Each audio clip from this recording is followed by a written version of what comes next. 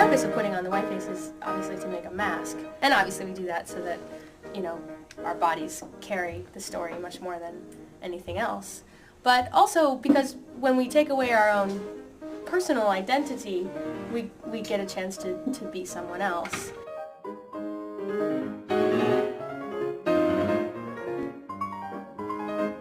The eyebrows are actually a symbol. They're a symbol for an expression, and the expression is something along the lines of, which is this feeling of astonishment or innocence of seeing the world, seeing something amazing for the first time. And then in a moment you're going to start to draw dots or tears. Men are going to draw long, streaming tears, and women draw teardrops on their cheeks. And that's another symbol. It's a symbol for pretty much the opposite feeling. It's a symbol for age and loss and experience and seeing something for the last time.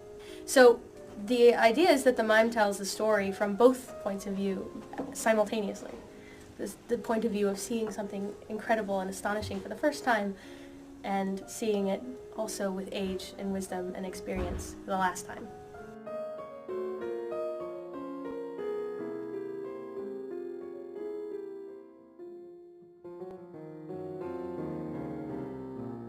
Sometimes we think of what we're kind of actually saying to each other, like in a piece with multiple people.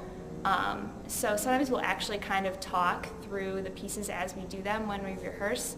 Some of the things can be like really physically demanding. Sometimes we do fantasy mimes where we become objects, and so sometimes it's hard to figure out how do you embody an object. And so that can be challenging and kind of scary sometimes, but it's really fun when you get the hang of it.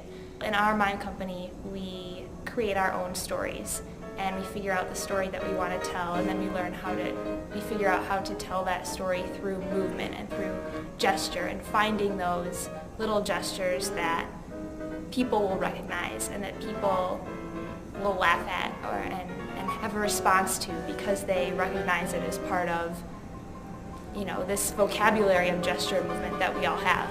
I guess what's really cool is it's not always silent, because if the audience is laughing, then as the actor you're listening to all the responses that the audience is having.